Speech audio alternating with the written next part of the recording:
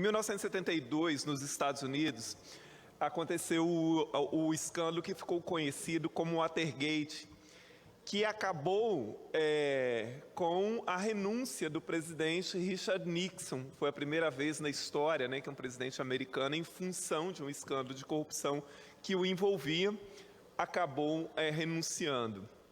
Naquela época, quando 2 jornalistas começaram a fazer a investigação, um ex-chefe do FBI disse para eles assim: se vocês quiserem descobrir e entender alguma coisa, sigam o dinheiro. E depois essa frase começou a ser muito usada, assim, para quando você fala de questões relacionadas a estados, a gastos, a obras, enfim, a tudo, que as pessoas dizem assim: olha, se você quiser entender alguma coisa, siga o dinheiro. Então nós acabamos agora de sair de um processo eleitoral onde governadores, candidatos a governo, candidatos a presidente, prometeram mundos e fundos. Mas o brasileiro não se pergunta de onde virá o dinheiro. Por quê? É muito fácil você fazer promessas. Por exemplo, se eu fosse hoje candidato a governador do Espírito Santo e estivesse aqui num comício, eu poderia dizer: olha, vota em mim, porque se eu for eleito, eu vou aumentar o salário de todos os funcionários públicos, eu vou terminar todas as obras, eu vou criar isso, eu vou criar aquilo, etc, etc. Ótimo, maravilha. E com que dinheiro? De onde virá o dinheiro? Nós estamos acompanhando, em nível nacional, a questão da PEC do teto de gastos. Por quê? O presidente eleito, obviamente, prometeu coisas que não havia orçamento para isso. O outro que perdeu prometia a mesma coisa. Não é a questão de que, é porque este que ganhou prometeu. Não, o outro também prometia. Prometia manter o auxílio em R$600, etc, etc. Mas não tinha dinheiro no orçamento. Não tinha dinheiro no orçamento. Então, agora é necessário saber de onde este dinheiro sairá. E uma das soluções encontradas é furar o teto de gasto, que já tinha sido furado pelo presidente anterior várias vezes. É que as pessoas não entendem, porque elas não acompanham muito, acham muito burocrático, acham muito chato acompanhar um pouco sobre essa questão orçamentária. Mas lá no governo Temer, e longe de achar que Temer, ele não é santo da minha devoção, mas foi criado, foi feita uma emenda constitucional na época do teto de gastos. Por quê? Para definir que um governo não podia gastar além daquilo que era a correção da inflação. Então, por exemplo, se na infraestrutura esse ano foi gastado 1 milhão, ano que vem vai ser 1 milhão mais a correção da inflação. Não podia sair disso. Para quê? Para que as pessoas não fiquem extrapolando, porque se o governo não tem dinheiro, de onde vai sair o dinheiro?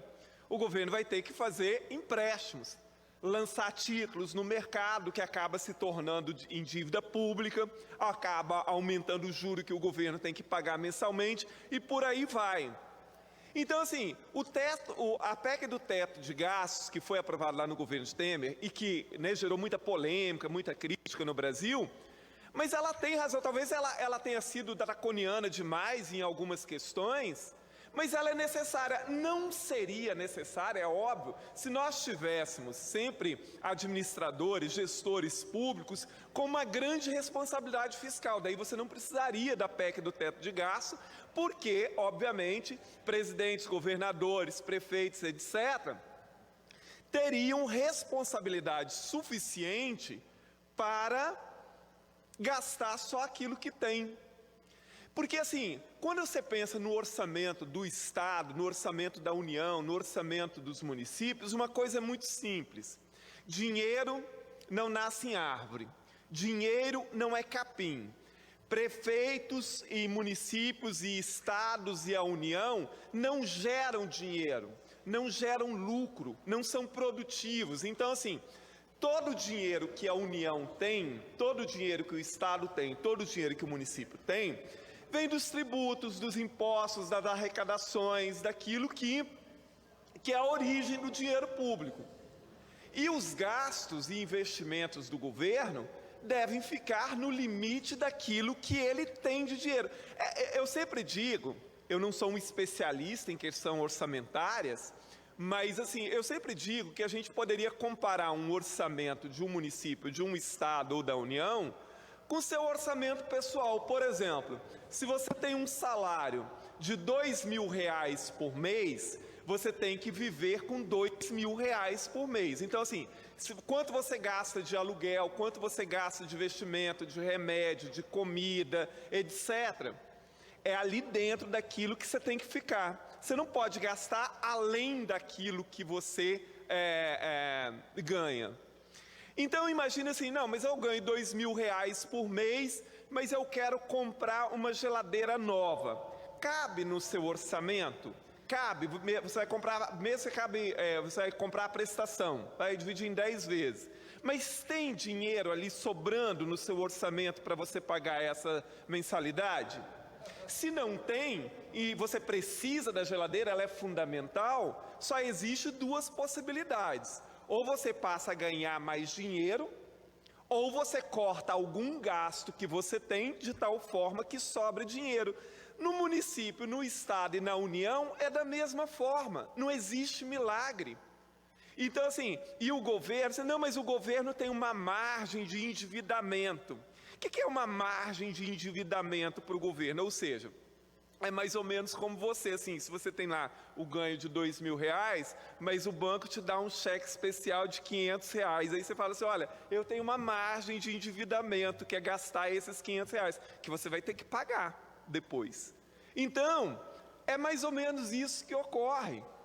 E no Brasil é uma coisa curiosa, que todo mundo fala, quando é do setor público, em aumentar gastos, mas ninguém fala em cortar gastos. E quando fala em cortar gasto, fala em cortar na saúde, na educação, na segurança, onde não se pode cortar de forma nenhuma. Você tem que, obviamente, encontrar formas de usar o dinheiro melhor na saúde, na educação, na segurança, mas não tem como cortar nesses setores. Muito pelo contrário, são setores que precisam aumentar o investimento.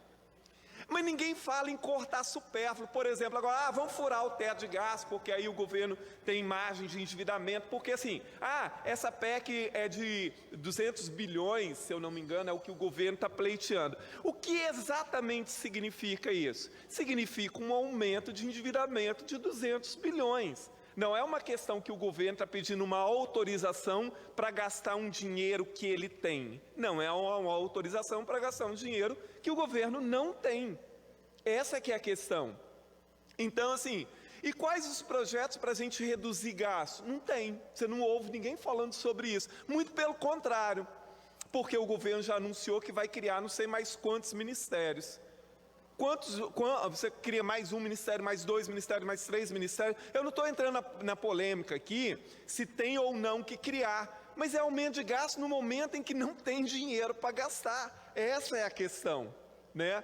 E toda vez que você pensa em um programa, principalmente aquilo que não tem prazo para acabar, você tem que saber se existe sustentabilidade financeira para isso. Por exemplo, se eu penso assim, olha, eu vou pedir uma autorização para gastar mais 200 bilhões no ano que vem, mas o auxílio, né, esse Auxílio Brasil, que vai voltar a se chamar Bolsa Família, ele é contínuo. E em 2024, eu vou pedir uma autorização, por isso o governo está querendo, né, uma autorização para gastar isso nos próximos 4 anos. Mas um monte de gente é contra, né, que a autorização deveria ser dada só para esse primeiro ano, e para depois se negociar, porque vai entrar um novo Congresso e tal, enfim, e entender que projeto econômico também o governo tem para o país. Então é fundamental. Na semana passada eu tenho feito uma live semanal, assim, com assuntos que são de interesse da população. Na semana passada eu falei sobre o orçamento secreto e tal.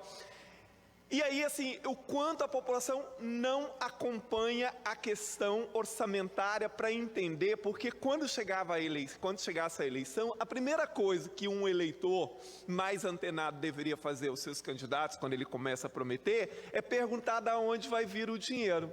E se tem, porque, claro, o cara normalmente vai falar de uma forma simplificada, vai dizer assim, não, é claro que tem dinheiro, né? É porque o governo... Então tá, se tem dinheiro, você pretende fazer o quê? Você vai cortar gasto aonde? Que tipo de reforma você vai fazer? Como é que vai ser isso e tal? Normalmente não existe projeto nenhum, só existe a questão de que eu vou fazer ou então que eu vou desfazer. Mas como isso será feito? Em cima de que projeto? Que caminho será tomado? Se desconhece.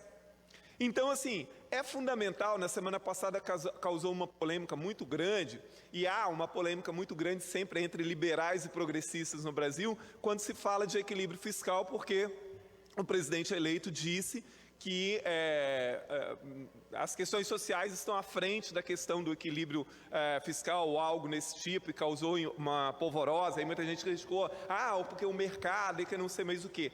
Mas é real. Sem equilíbrio fiscal, você não tem como ter sustentabilidade para financiar os projetos sociais e os investimentos que o governo tem que fazer, que é uma questão óbvia. Porque se o governo fica se endividando o tempo inteiro, isso aumenta a inflação, aumenta a taxa de juros, e os pobres são os que mais pagam realmente por isso.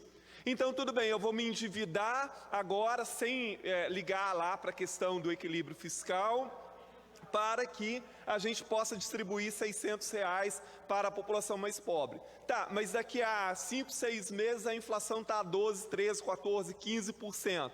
Quem mais sofre com isso? A população mais pobre. E aí, na verdade, você está dando com uma mão e tirando com a outra, isso é verdadeiro. Então, no Brasil, a gente tem que ter uma maturidade muito grande para discutir essa questão orçamentária e, sim, levar em consideração, estados têm que ter equilíbrio fiscal, assim como na sua vida pessoal, qualquer cidadão, qualquer trabalhador precisa ter equilíbrio financeiro entre aquilo que você ganha e aquilo que você gasta, o Estado também. Não é possível que você ache que o Estado, porque ele tem capacidade de endividamento, então ele pode gastar indefinidamente sem fazer ali cálculos precisos e sem observar onde é que isso vai dar e o quanto a população terá que pagar por isso futuramente. Então, muito obviamente, essas coisas, elas não são excludentes. Eu não posso imaginar que eu preciso criar programas sociais, mas que eu não tenho que dar a mínima para aquilo que está ocorrendo com a questão fiscal do país, ou do estado, ou do município. É óbvio que essas coisas têm que ser analisadas, é óbvio que elas têm que ser pesadas. Até porque hoje, ainda eu acho que a gente tem uma visão muito ingênua de como o mundo funciona também, né? Num passado muito distante, quando um rei, um imperador definia ali como seria a sua economia, o que ia produzir, era só dar conta dele, porque era ali, ele tomava conta do seu reino, e o que ia produzir, o que ia estocar, o que não ia, com quem ia comercializar, era simples assim. Hoje nós vivemos num mundo altamente globalizado, em que o poder dos próprios governantes ele é limitado. E isso até independe do grau de desenvolvimento do país. Mas você está dizendo assim, isso só para os países, né, de médio desenvolvimento ou de baixo desenvolvimento? Para qualquer país. Porque hoje os países dependem do comércio internacional, dependem do investimento internacional, dependem da tecnologia. Então, é fundamental que um país, se ele quer atrair investimentos, se ele quer atrair parcerias, que ele crie confiança no cenário global. E as pessoas desconfiam muito dos países que não prezam, sim, pela questão do equilíbrio fiscal também. Isso é fundamental. As questões sociais são importantíssimas, mas a questão fiscal é tão importante quanto, porque senão você não garante a sustentabilidade dos programas que você quer criar. Além disso, você não consegue atrair investimento. E aqui no Brasil, olha só, o tempo inteiro a gente está falando de PEC no Brasil. É uma PEC atrás do outro. A nossa Constituição, ela já é gigantesca, se comparada à Constituição de vários países do mundo. Então, por exemplo, quando você olha nos Estados Unidos, que é uma Constituição pequena, tem 5 artigos, salvo engano, e ela já tem mais de 200 anos, ela tem poucas emendas. A Constituição brasileira, que tem pouco mais de 30 anos, ela já foi emendada eu não sei quantas vezes. Então, olha só, nós criamos uma PEC do teto de gastos, agora nós estamos criando uma PEC para reduzir o teto de gastos. Então, assim, isso causa uma instabilidade muito grande. Isso causa uma instabilidade tanto da crença, né, da capacidade administrativa do país, como nos seus marcos legais. Porque, assim, a bel prazer, do nada a pessoa vai lá e muda a Constituição. Do nada a pessoa vai lá e regulamenta de outra forma. Então, assim, nós precisamos ser mais sérios com a questão administrativa do Brasil. E isso independe de governos. Por isso que eu digo assim, no Brasil, sempre que o homem público, né, aquelas pessoas que se candidatam, seja deputado, seja senador, seja governador, seja prefeito, seja presidente, seja senador, seja quem for, eles têm que, assim, nós temos que ter um entendimento que o que está em primeiro plano é o país, não é o meu governo, não é aquilo que eu penso, não é aquilo que eu acho, porque o meu mandato, o mandato do presidente, o mandato do governador, ele acaba. Mas o país continua existindo depois que o meu mandato acaba. Então, assim, no Brasil, nós temos muito isso é um dos nossos graves problemas, né? Que um governante, quando ele entra, e mesmo não só no executivo, mas no legislativo acontece demais também, que o cara se elegeu hoje, ele já está pensando na reeleição ou na sucessão daqui a 4 anos. Então, as políticas normalmente são políticas de remendo, ou seja, eu tenho que fazer coisas para aparecer agora, ter resultado agora, de tal forma que daqui a 4 anos eu possa dizer assim, olha, isso fui eu que fiz, graças a mim, que isso foi construído, que aquilo foi feito, etc, etc, para que eu possa ser reeleito ou eleger lá o meu sucessor. Não se pensa em políticas de médio e longo prazo no Brasil, se pensa sempre em políticas imediatistas. Por quê?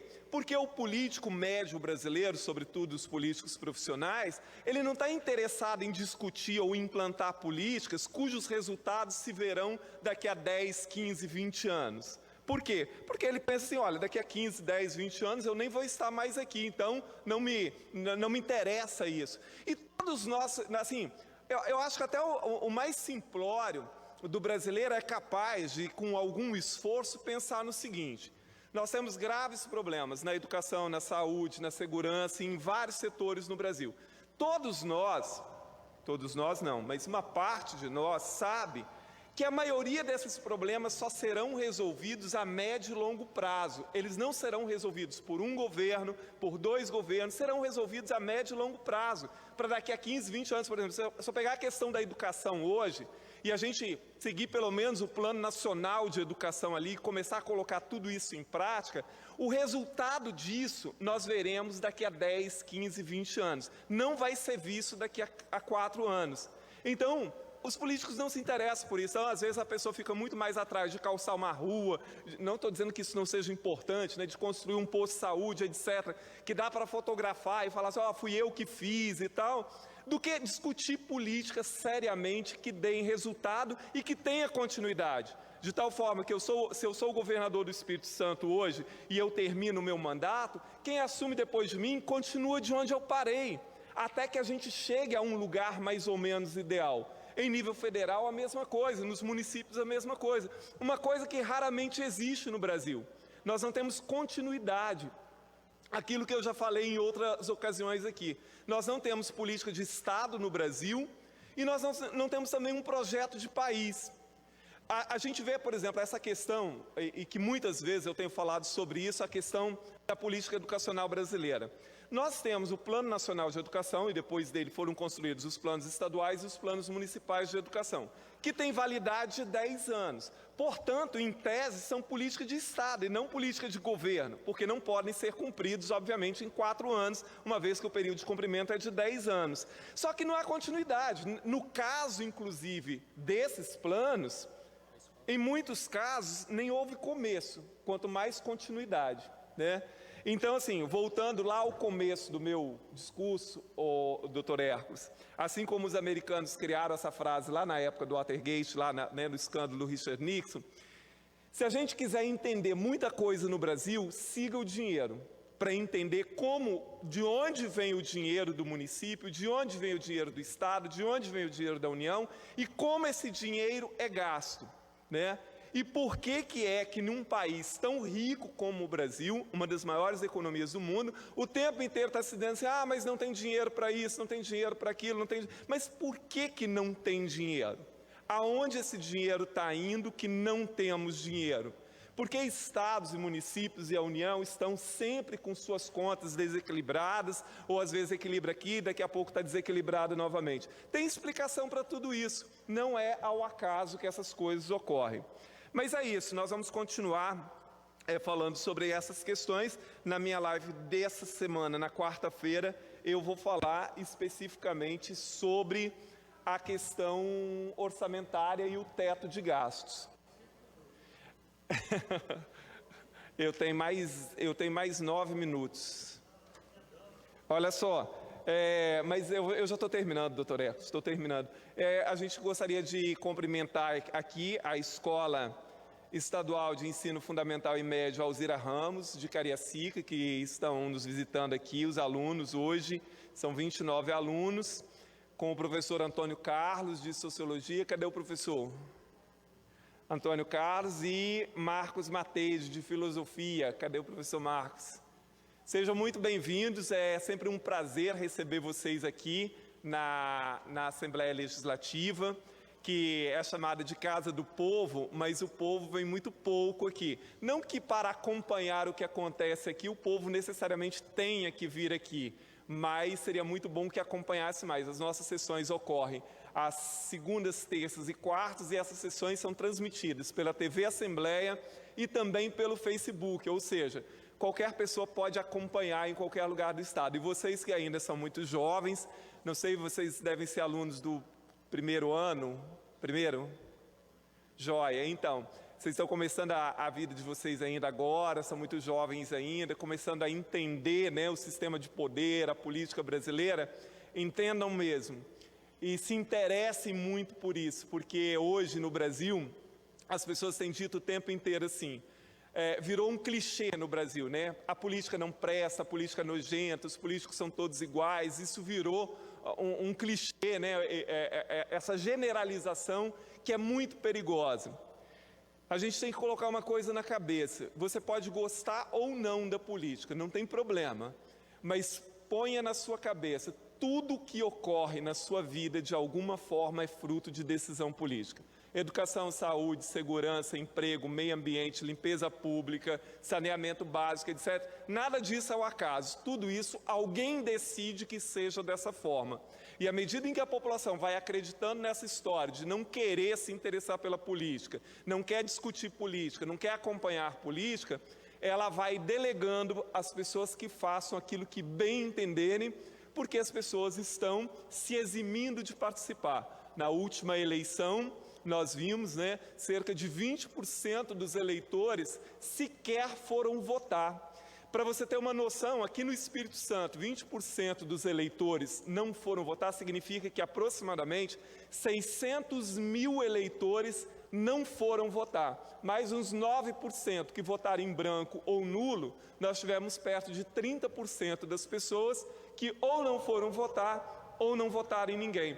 Isso parece um protesto, a gente entende o desânimo que uma parcela da população tem em relação à política e aos políticos, é compreensível, mas esse tipo de protesto ele é ruim, porque à medida em que você não participa, você delega aos outros que o façam por você, e isso é muito ruim.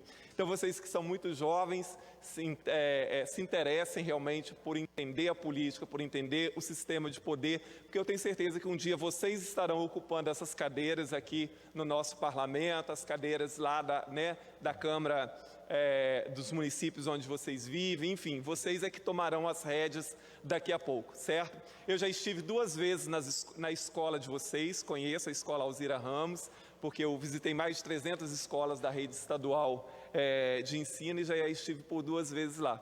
Sejam muito bem-vindos e obrigado pela visita de vocês. Doutor Hércules, muito obrigado, viu? Uma boa tarde a todos.